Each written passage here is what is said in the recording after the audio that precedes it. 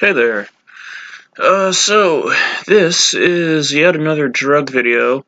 This time it's going to be a little different. This is a video detailing my experiences and ultimately my addiction to DXM, dextromethorphan, which, for those of you not in the know, DXM is a dissociative anesthetic. It's in the same class of drugs as PCP, ketamine, and then, of course, you have all these newer research chems that are out on the market. Um, Jesus, you thought ketamine was intense, MXE or, I can't think of it. The name is escaping me. Dicla something.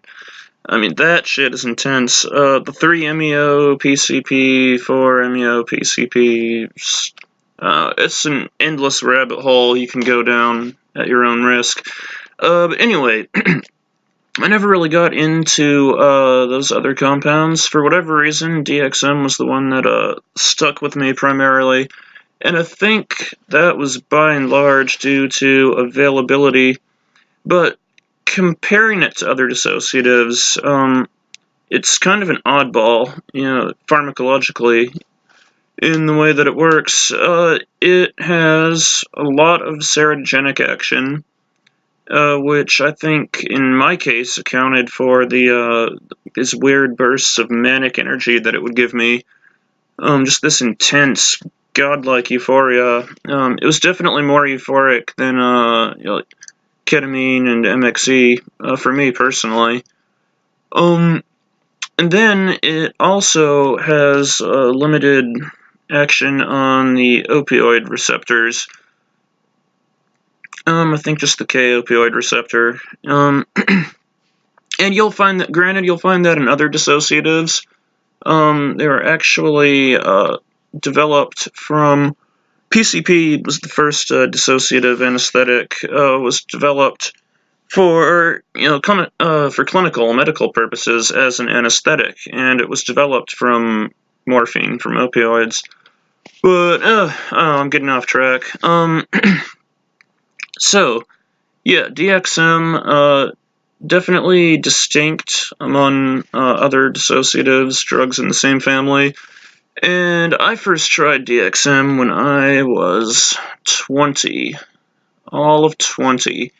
Let's see, I had just transferred to an out-of-state university, couldn't get alcohol yet, wasn't really much of a drinker, which was interesting because I also, later in life, became an alcoholic, but that's neither here nor there.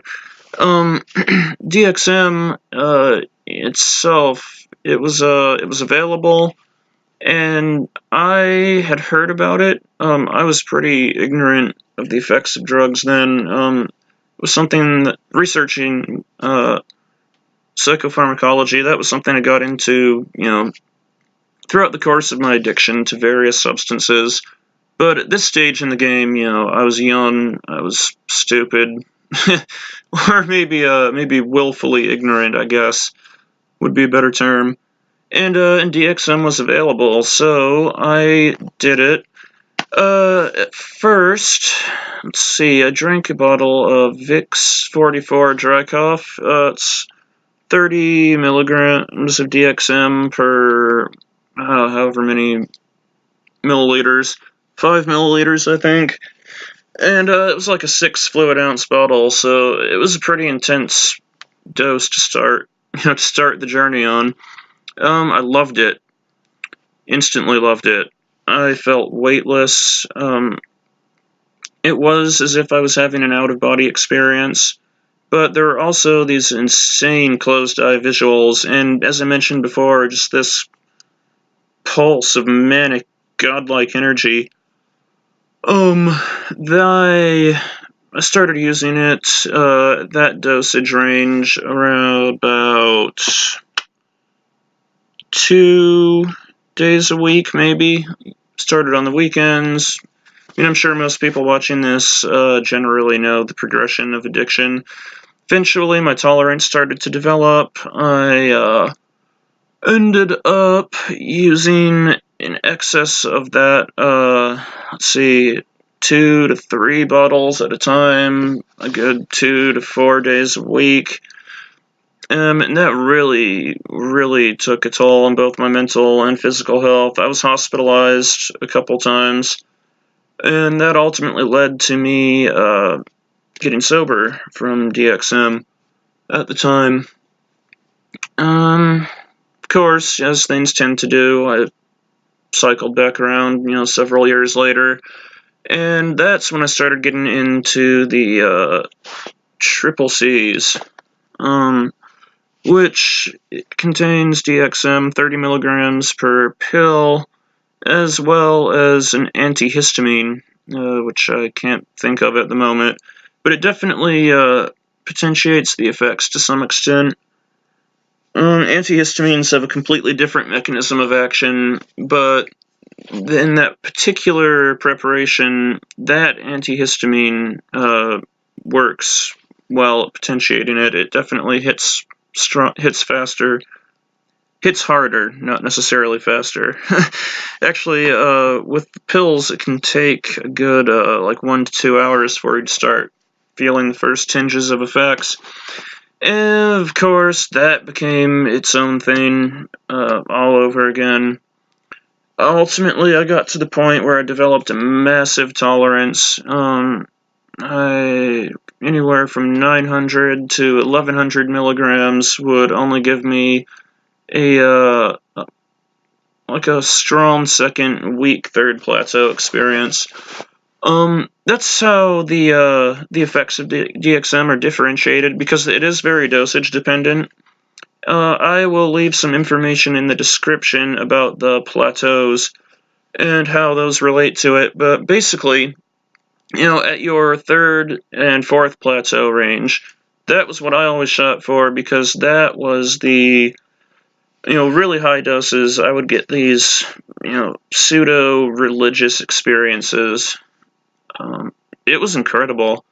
I mean, I had some of the most profound trips of my life on that substance, and, I did meet some interesting people along the way, too, but, I mean, I was a poly drug addict, and had, a lot of vices. It didn't necessarily matter what it was. I preferred psychedelics and stimulants, but whatever was laying around, benzos, opiates, alcohol, which I had a nasty on-again, off-again relationship with during that time as well. Yeah. Oh, yeah, marijuana, of course, and cannabinoids. All those gnarly fucking research chemicals. Actually, probably one of the worst and best, if that makes any sense, experiences I've ever had was DXM combined with the JWH series of synthetic cannabinoids.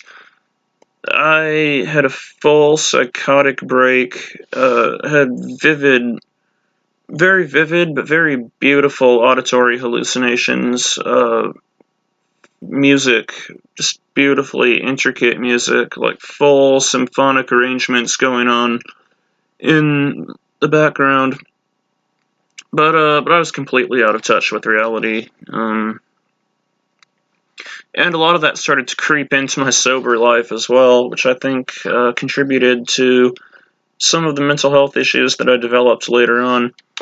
All in all, DXM is, it can be very dangerous. I know that it can cause heart problems, liver problems. I've known other people who've been hospitalized for overdoing it, and it's definitely not a fun position to be in. I've known people who have had psychotic breaks that were way worse than mine, that they didn't really end up returning from.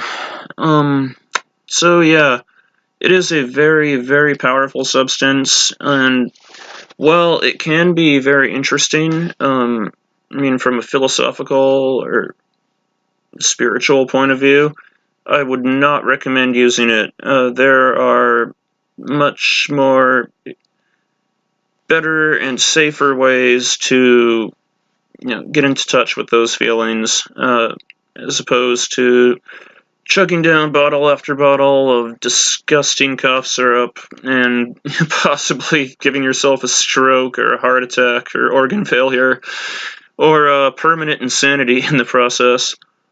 I don't know. I don't necessarily regret it because, as I said before, it was very enlightening in certain respects. It isn't something that I have the desire to do these days, and I would advise anyone who is curious about DXM, especially the youth, to definitely err on the side of caution. This video is for education and harm reduction purposes only. I do not promote the use or abuse of illegal or legal substances. Thanks. Peace out.